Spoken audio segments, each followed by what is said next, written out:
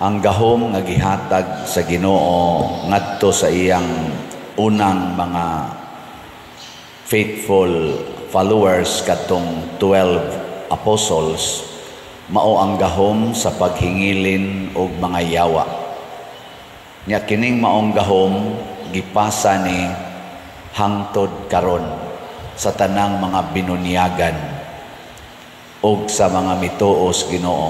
Mao nang pagsulti ni Kristo niini ningon dayon siya wa din hinabutang pero gibutang din nga kanini ang sa iyang ebanghelyo ba sa laing ebanghelyo ningon siya mao kini ang timaan sa mga mutuo kanako makabaton sila gahom sa paghingilin og mga yawa og sa pag-ayo sa mga masakiton nga napag ito'y makasulti og lain-laing pinulungan nana bisag makainom og hilo dili sila maunsa lingi ay mong tupad ing na sige ka gamit sa imong gahom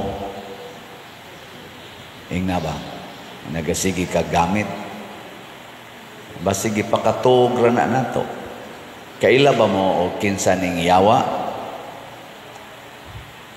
mao ni siya ang kaatbang sa Ginoo kun ang Ginoo kamatuoran ang yawa bakak kun ang Ginoo kahayag ang yawa kangit-ngit kun ang Ginoo gugma ang yawa unsa man kasuko mao na dali ra kay natong ilhon ang tao nga giyawaan nga naman dili siya mohaom sa kinaiya nagipakita sa Ginoo kanato. Diri sa unang pagbasa kay nahigugma man ang Dios nato. Wa na siya mosulti matud pa sa unang pagbasa, wa na siya mosulti sa paagi nga kita nga iyang istoryahon mahadlok makulbaan mukurog sa kahadlok sama atong musulti siya dito sa bukid sa Sinai nga mudugdog, mukilat, kurog ta. Pero ato na kuno siyang ang iyan ang paagi pag-abot na ni Kristo, ato na siyang mahikap, maistorya, karon gani sa atong sakramento, ato na gid siyang madawat sa atong kamot or sa atong bakba, ato gid siyang makaon. Sa ato pa day kaning nahigugma kining Dios non nga tao dili siya gusto nga masakitan ang iyang isig ka tao. Kinsa ninyo dinhi mga asawa nga naningkamot gyud nga dili masakitan ang inyong bana ta sa kamot. Mga yawanon gyud kay ang Ginoo naningkamot siyang di ta masakitan. Angayan gutang pasakitan kay mga buangon man kita magsige man kita og kanana ang supaks Ginoo pero di kita niya pasakitan nangita siya paagi ani am say mga bana din hignaw kinsa man mga banaha dinhi nga og kamo sang naas online nga moingon gyud mo nga ako father maningkamot jud ko nga dili masakitan ang akong asawa ta sa kamot tanawa ang mga bana ni isas kamot na iduha ka buok. Sa at least na ay mga naningkamot. Kinsa mga ginikanana dinhi nga naningkamot gyud nga di gyud ninyo pasakitan ang inyong mga anak ta sa kamot. Indota mga 5 ka buok. Kinsang ginikanana dinhi nga wa gyud ka pangasaba sa inyong anak. Sukad sila na tao hangtod karon ta sa kamot. Wa na ni isa. Na gakinahanglan gid ta og gitawag og martyrdom. Kung buhaton nato dinhis kalibutan ang kinaiyas Ginoo, martyrdom ang kinahanglan. Ug unsa maning martyrdom kanang magpakamatay ka para sa imong gihigugma.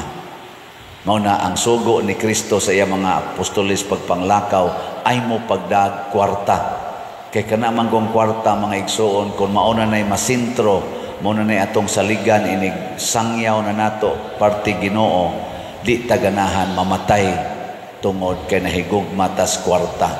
Ang tanan nga nahigugma sa kwarta, mahadlok na mamatay, nya dili na sila managanang mupatay. No. Gilaing lingi si mong tupad, ing na di ka mahadlok kuhaan sa tanang kwarta. Na imong tanang kwarta ba kuhaon? Kana bang wa na jud, wa na kay ilisan, wa na kay kwarta, niya wa na kay balay, wa di mo mahadlok ana. Mahadlok gani ka, mahadlok gani ta, di na ta makasangyaw. Muna natuman ni sa mga apostoles, daghan silang accomplishments, dunay usa nila nga nagsigig yung ingon ayaw mo pagdag puntil, magdagid siya puntil. Ay noon, murag isugo sa tos Ginoo kay treasurer man siya silang grupo. Kinsa man to? Ang kanunay yung magdag kwarta, si Judas. Sa sige niyang dag kwarta, nakaton siya pangawkaw, pangawat sa kwartang iyang gida. O tungod kay ang iyang master, nagsige magsulti nga ayaw mo pangawat, ayaw mo pamakak. Unsa may nahitabo ni Judas? Sinitabo niya, mibudhi siya sa iyang master, iyang gibudhian tungod sa kwarta. 30 pieces of silver man ganito, iyang gibudhian ang iyang master o gipatay. Namatay gyud si Kristo tungod sa pagbudhi nining usa nga iyang gisugo nga ayaw mo pagdag kwarta. Nidamag kwarta, budhi. Mo bitaw karon sa atong political arena, ari lang ta maghisgot kay hot issue man na. Kay bao ba mo nga na-impeach na sa Congress ang atong Vice President? Wa tingali usan atong wa kay bao kay sa mainstream, sa mga vloggers o sa tanan nahitabo man eh. Ang dagkong pangutana, ang 32 million nga ning butal sa Vice President, mao ba'y ila karong sentimento nga i-impeach ang ilang gibutaran ni adtong eleksyon sa national election sa 2022? Karong 2025, kining 32 million kuno, matud pas pipila ka mga komentaryong akong gibasa, mao ba ang ilang sentimento? O mura sila og kawatan sa Kongreso sa ilang balaanong katungod sa pagtuboy og usa ka opisyal sa gobyerno. Kay ang nag-impeach 215 congressmen, 215 ka congressmen ang nipirma. Siyam ang taga Sugbo, ang congressman nga gikan dinhi sa Cebu. Siyam, murag siyam kabuk unom ba to? Murag siyam. Nipirma sila nga i-impeach ang Vice President. Sa 6 or 3 pilata dinhi nga voter sa Cebu. Wa sa kiba, tabot ba ta og 3 million? Yan na. 6? Bahala na. Kitang tanan nga mga butante sa Cebu, girepresentahan ba ta aning siyam ka mga Cebuano congressmen nga atong gustong ipa-impeach ang Vice President karong panahon na? Lingay mong tupad. Ina gusto ka, nangandoy na ka nga i-impeach ang Vice President. Kay gitawag man sila House of Representatives. So mo na unang pangutana, Ikaduha, fourth impeachment complaint ang ilang gi-entertain. Pero matud pas komentaryo, ako sang gitanaw, giskana ko maayo diya sa mga vlog-vlog, wa gyud gipakita unsay konteksto, unsay sud sa fourth impeachment. Kay nilaps man tong 3 impeachment, di naman to ma-entertain, ilan naman lang tong gi-archives. Kay nilaps man sa ilang time frame.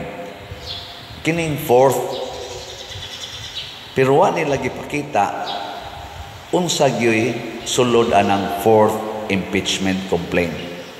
Giditsuan lang nila og butar in one day setting. Ana ra yung adlaw. Pag abot sa impeachment, butar dayon, usa ra ka adlaw. Ana, ang atong eleksyon nagsugod og month of February, nag-eleksyon og May. Mo na'y official period sa eleksyon. Sa ato pa magsigi tag-discuss, magsigi tag-pamalandong, angayan ba kung mubutar ani o dili, angayan ba kung mubutar ani o dili. Unya, nibutar dayon ang 32 million sa Vice President. After na malandong for February, March, April, May. 3 ka buwan nga pamalandong. Una pa ta nibutar. Pero pag-impeach sa Vice President, it took only 1 day for the 215 representatives of people to impeach. Is it not an insult to individuals na 32 million, more or less, nga namalandong og 3 months, individually ni butar, ni linya, init kaistanan dito sa voting eleksyon, ni linya gyud dito. Ang ba na to napasaras gutom. Ana. Nya, here comes the representatives nga in one day gi-impeach na nila kining gibutaran sa 32 million. Nya, wa gani discussion unsa may kaso nagibasihan sa atong pag-impeach. Wa gipakita nato. Natay social media, na sila yung mga monitor dito to the last minute of their discussion, pwede na nato ma-monitor, CCTV, etc. Why gidiscuss? Gililong sa natong mga voters. O ang ikatulo na ako sang nalingawan og paminaw, kaning ako laning naobserbahan sa mga komentaryo, nagubot-gubot na gid ni karon. Kay ang mga loyalista sa una sa Vice President, kansang mga kamot panahos eleksyon giisa sa Vice President, namirma sa impeachment. Ni asay taga-ato dinhi sa Cebu nga mga loyalista o in quotation, mga friends, na kung nangahimo ni silang Judas, mura sag si Judas ba? Kuyog ni Jesus, siging kuyog ni Jesus, pero ni unay og papatay ni Jesus. Mauni ang kalibutan. Nya, ang katapusan, wala pag-ibakwi ang statement sa atong presidente. Katong naingon siya, di ko gusto sa impeachment. Gani, ni-rally ato ang Iglesia ni Cristo. Di ko gusto anang impeachment. Gausik-usik lanas atong panahon. Unya, wa ginay ika-contribute kanang impeachment sa Vice President. Nothing. Why ika-contribute sa kaayuhan o sa panginahanglan sa atong mga Pilipino nga katawhan? Munang di ko gusto ana, wala pa na gibakwi sa atong presidente kana nga maong statement. Although wala na sad siya additional statement karon, pero wa pa na niya gibakwi in public nga karon ako tong bakwion ang akong gisulti o gusto na kong impeachment. Pero ang unang ni pirma number 1 sa balota ang iyang anak si Sandro Marcos mo'y unang nipirma sa impeachment. In short, wa mutahod si Sandro Marcos sa pulong sa iyang amahan nga presidente. Gisupak niyang iyang amahan. Ingon ana ba, no? Ang anak, mutahod maginas ginikana, no? Maingon magyog ka, anak, tahura ang imong mamagpapa, sugo na sa Ginoo. Pero siya unang nipirma. Number 1 siya. Impeachment ni Sara, nga gideclare sa iyang amahan, ayaw ng impeachment. Kay wa na'y kapuslangan. Ako lang yung gihatagan o pamalandong in context sa atong ebanghelyo, pagpapahawa o giyawa. Kay kining yawa, mga igsoon, mugubot gini sa nagkahiusang katawhan. Mao bitaw na kanang na ako'y kaslon, moingon dayon ko pangandam na mo. Kay naghiusa man mo, ni-declare man mong maghiusa, bungkagon gyud mo siyawa. Tagaan gyud mo daghan kayong pagsulay hangtod mabungkag mo kay kontra ginasyawa ang unity. Onya kay si Bongbong Marcos o si Sara pag eleksyon ni-declare man nga unit team ta, unit team. Agibungkag na Rusyawa, hastang ilang ka unit team, nagiyawaan na. Ambot o kinsay giyawaan na, diri ba sa side ni Presidente Marcos o diri ba sa side ni Sara, atong Vice President. Ang ato lang pamalandungan, kinsa Manila ang nagsunod or duol-duol sa batasan ni Kristo. Kinsa Manila ang duol-duol sa kinabuhi sa mga santos, labi na gyud sa mga martyrs. Ang persecutor mao ginay duol sa kinabuhi sa yawa. Ang persecuted duol na ni Kristo. Matod pa ni Kristo, Matthew chapter 5, bulahan kamong gilutos, gidaog-daog o gibutang-butangan sa tanang matang sa kadautan, ug mahitabo ni paglipay kamo. Mao na sila si Pedro Bautista o si kaning Paul Mikig, mga kauban San Lorenzo Ruiz, naglukso-lukso sila sa kalipay sa dihang gideklarar na nga amo na mong putlas liog, bitayo na mo sa cross, patio na mo. Nilingiyay mong tupad ing na asa man ka nga side karon, sa yawa o ni Hesus. Ing na kono. Nya, mopadayon ko gamay. Nalipay ko ani nga nitunga ning impeachment dito sa House of Representatives nga na final nila. Kay karong si manaha ko no, mo close na sila sa ilang session, balik sila June. Ang Senate ni close na sad.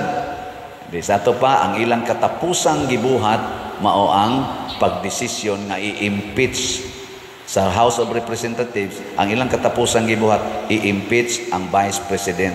Nya mag-eleksyon ta karong Mayo, musugod na ta sa formal campaign sa election process karong February, karong buwana, karong February 11 man siguro.